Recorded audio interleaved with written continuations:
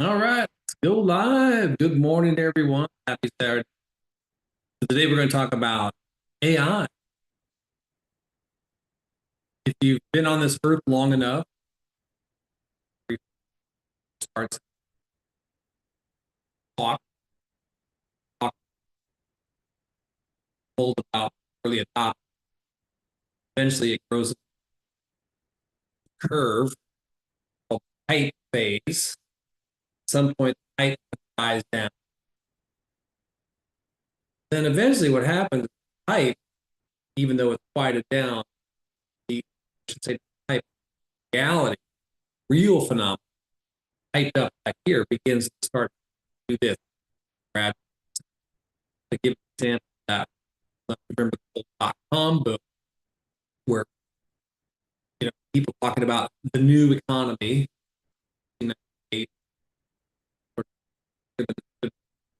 peaked out. There was all these ideas about how these tech companies do so well that if they money, they have stock valuation, and of course that all collapsed in mid 2000. And but even though over the next 8, 10, 12 years, all of that stuff eventually did fruition. So I would argue that we might be in sort of the hype phase of AI, but on the other hand, I am seeing some real applications going on, and I don't know if the hype part is going to, collapse again and then start this ascent. But that's the pattern I've seen before. Tariq's with me this morning. Hey, good morning. My audio's messing up. My audio's not. I had this problem last time.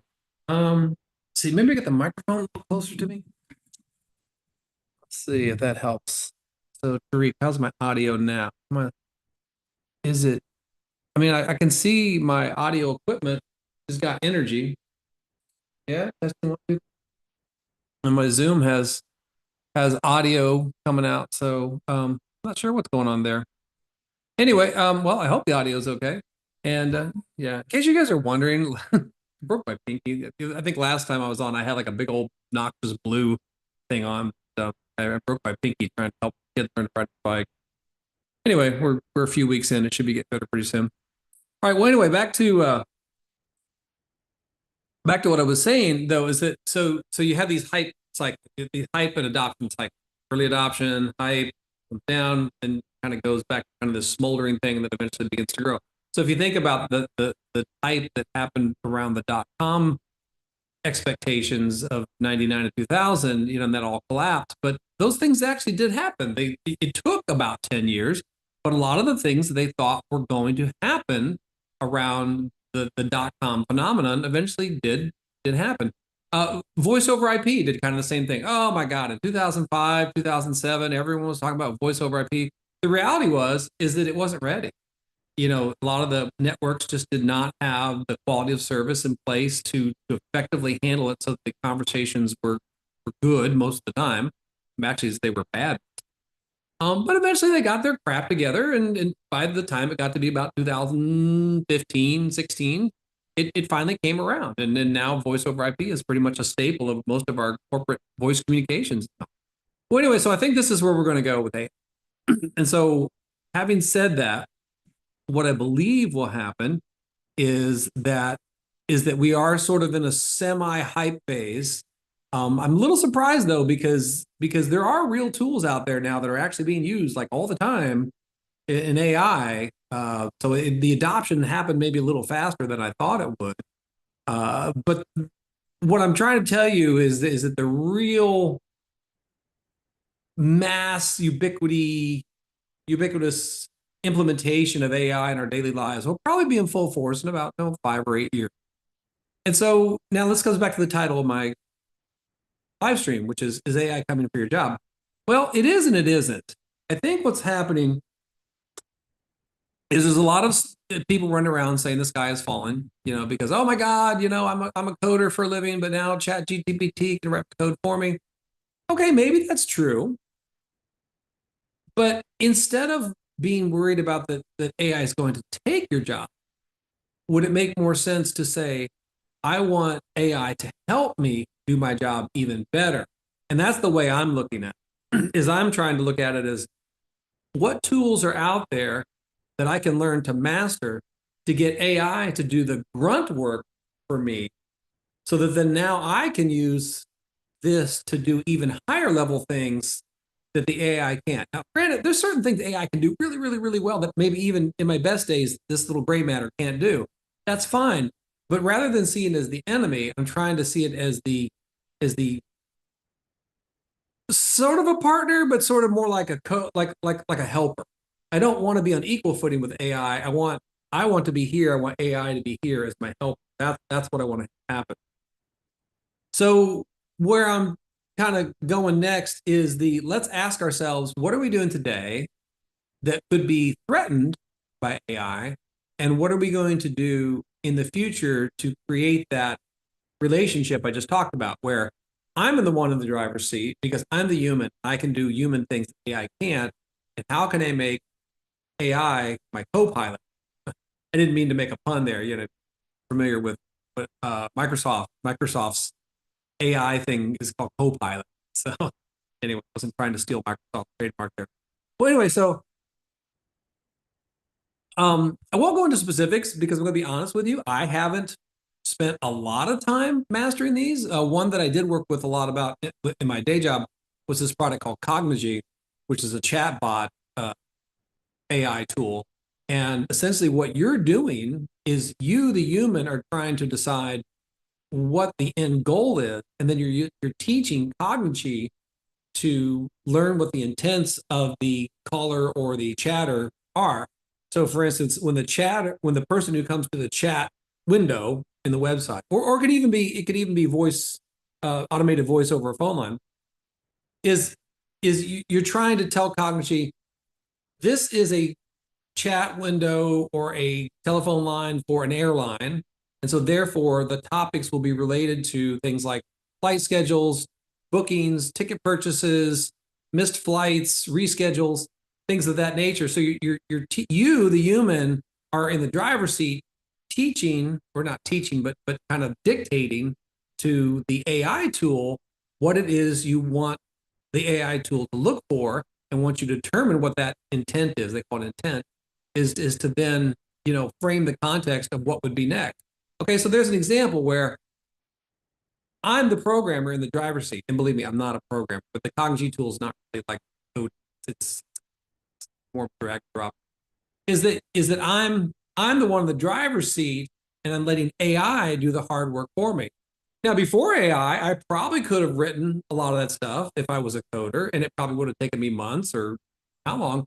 But AI can do that for me. And so that's the point I'm trying to make is don't see AI as the threat, see it as the helper to help you get even better. And maybe I need to spend a little more time maybe researching very specific tools so I can come back and show you like, hey, look, in my work, this is, a tool that I use. I'll give you an example of one I thought of. I haven't tried this yet, but you know how like in the Cisco world, in the command line interface, there's all these like say, for instance, you want to set up a VLAN, or maybe you want to set up a VLAN to offer a DHCP tool only for that VLAN. Well, I'm going to be honest, I don't do that all the time. So I'd have to go look that up. I'd have to go look it up and figure out, okay, what are the commands I need to A, set up the VLAN, B, set up the DHCP, specify the DHCP pool, tell it to only use it for this VLAN. I could probably just go to the GPT and just get it, or, these AI tools and just say, give me this or give me pieces of it. And even if it didn't get it perfect, it would give me at least enough. So I would probably be about 80% of the way there. Right. So that so now all of a sudden I just probably eliminated, I don't know, an hour's worth of research that I didn't have to do. Okay. So there's an example where I'm getting AI to help me get better at my job rather than letting AI steal my job. Yes, there are going to be pockets of the workforce that get completely eliminated by AI. I'll give you one example that kind of freaked me out. I heard that in I think it's Dallas or somewhere in the Dallas Fort Worth Metroplex. There's I can't remember the name of the restaurant. It's a fast food restaurant. There's a fast food restaurant, and it's 100% automated. So apparently there's a person there, but they're not there to take care of the customer. They're only there to take care of the machines, take care of the equipment. But apparently it's 100% automated. So there, I don't know how well it's doing. I heard about this about a year and a half ago, so I haven't bothered to look to see how it's doing. But that's kind of scary because that means that if they can successfully run a fast food drive-through restaurant, or I'm assuming it's a drive-through, and it runs 100% without the need for human to customer interface. There is still a human there, but he's not with the customers. He's just making sure the machines run okay. Is that can if that model can work, then at some point in time we could see a whole mess of fast food restaurants popping up that are just robots. There's no people in it. So if that's if you're a fast food manager or something, you could ask yourself, okay, am I scared because I'm going to lose my job? Or could you find a way to take that opportunity to move yourself to the next level? So I guess that's the theme of what I'm trying to say, is that even though that phrase is AI coming for my job is kind of scary and almost provocative, is that instead of running for the hills, say, how can I make this thing work for me so I can get even better at what I do, or retool? If you're in some line of IT business or whatever kind of business that you pretty sure is gonna be eliminated by AI, then maybe you need to find a way to examine what you're doing and maybe either retool and get a different job if you're, if you have that flexibility in your career, or you need to take what you do now and say, how can I make this even better using the AI tools as my help?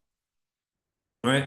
So I think I kind of beat that to death. That's the point I'm trying to drive home is I feel as though there's a lot of talk in my circles and things I read like on Quora and Reddit where people are saying, oh my God, AI is going to steal my job, and I think that could be true if you let it happen. But I've always been one that believed that, in the face of some threat that, I take the monkey approach. Have you ever heard the monkey kitten approach? That you take it was based on an experiment where you take a the way the experiment works is you take like a cat and a baby kitten, and you put the kitten behind the glass wall or plexiglass wall, and it can't get to its mother. And then they said that usually what will happen is the kitten will just kind of stand there and meow, kind of like cry. And on the other hand, you do the same experiment with a monkey and, a baby monkey and a monkey's mother. And then the monkey will like go all over the place trying to find a way to get around the wall, trying to climb the walls or bang the walls or whatever. Whereas the monkey's more active at trying to deal with the problem as opposed to the kitten. And I don't know if that's accurate, but that's the way I heard the story. So anyway, so what I'm saying is I'm adopting the monkey approach, which is I'm not going to take this sit. I'm going to find a way to attack this problem instead of letting myself be, overrun by it. And one of the things I've also done, now remember I just got done talking about how, I could use AI to help me write, command line language or help me figure out a problem or whatever. But the other one too is to ask yourself, is what I do unreplaceable by AI, at least now? And one of the things I do in my I have two jobs, day job, and I have like a side hustle. That's changed. But in my side job, everything I do is mostly very physical, very network layer one, or layer one and layer two. And it's very hands-on, it's very ladders and cables and tools. And I don't think AI is ready to replace that anytime soon. So I feel comfortable in that area of my one of my professions that I don't think that's going to be replaced anytime soon because I'm the one working on the machinery. I, in a sense, am the one working on the platform upon which the AI rides. And AI will maybe eventually learn to be able to do that kind of work, but I see that as being a long way off because if you've ever been in the field and you've had to get up on a ladder and stick your head in the ceiling, You know exactly what I'm talking about. There's not AI is probably not going to be able to pull cable in a dusty, um, random, crazy, crowded ceiling anytime soon. Because if you haven't pulled cable before, you wouldn't know what I'm talking about. But there, but it's not even that. Any kind of industry, like think about plumbing. Okay, I mean, plumbing has a very messy side to it, and I don't mean the disgusting part of the thing.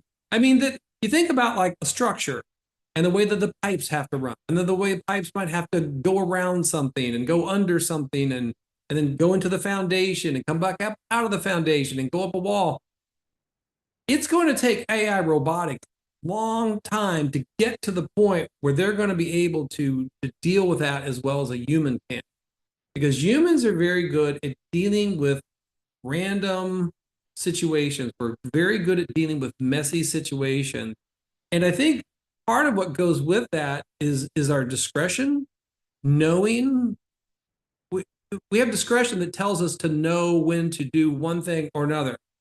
And I think that AI is still a little too, I'm probably speaking out of turn, but I say a little too logical, too exacting. You know, humans have the ability to kind of realize not only like the economic impact of the decision they make, but also what the social or political impact of the decision they make.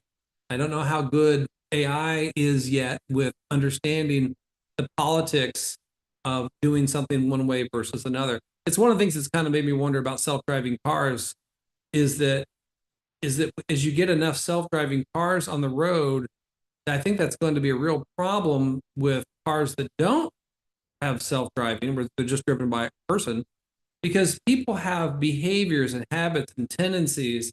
And we as drivers, if you're driven enough, you begin to develop a little bit of a sixth sense of seeing situations beginning to develop and anticipating what those cars might do based on just, just based out of experience, out of intuition. And I don't think AI has that. And what I worry about is that they're more likely to do things, self-driving cars are more likely to do things that we as manual drivers don't anticipate, or they don't anticipate what we'll do. And so I think until you're 100% to the where all the cars are self-driving, there's going to be this weird kind of mix in the middle. So I think what I've been kind of rambling on about for the past 5 minutes or so is that there is an element of humanness that goes into a lot of the things that we do. And the humanness oftentimes is centered in social and political forces. And I don't know, and the reason I'm using the word I don't know is because I'm not an AI expert. I don't know to what extent AI has taken into account those factors, those factors of, if I make this decision, what are the social expectations? Is this going to be okay, or is this going to cause political strife or friction? So then it can bring it back to the IT arena. That's another example. Is, for instance, if you've worked like in desktop support, one of the, not even one, but more like half of what you do as a desktop support technician is deal with user politics. It's not just enough to simply, remotely log into the person's screen and then just start waving your mouse around and checking this and checking that, although we do that sometimes.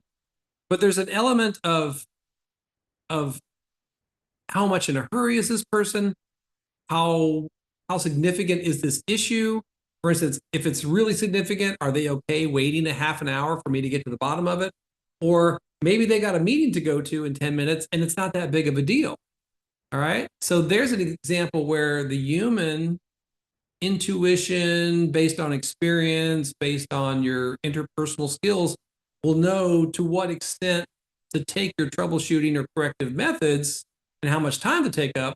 Whereas AI might just be like, well, I'm just going to work on this until I get to the bottom of it. I don't really care what the person thinks. And those are the elements that I think that where the human mentality, the non-AI mentality still is supreme. Could change later. AI might get so good that we might not be able to tell the difference between human thinking and AI thinking. But for right now, I think that's where we are. So So if you're losing sleep and worried about losing your job to AI, I think you need to ask yourself, what is it that I do that's unique that AI can't? All right. So either it's like some social discretion or it's working on the parts and pieces, on the underlying platform that AI can't itself, like me, like I work on the wires, the jacks, the switches.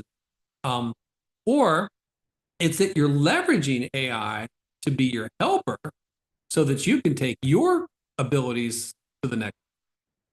All right. So I think I'm going to wrap it up with that. Kind of been yeah, 20 minutes. That's typically how long these live streams usually go, is about 20 minutes. Didn't get much in the chat window, so I guess there wasn't much to discuss about it. But if you're watching this post live and you want to leave me a comment, I'm pretty good about getting back to people on comments. I love to respond to things. And looking forward to the next one. I'm hoping, like I alluded to a little earlier, I'm hoping to have some news to share with you guys pretty soon that might actually make my presence on YouTube and other social platforms a little more interesting in the coming future. Okay, well, anyway, enjoy the weekend, and we'll see you next time.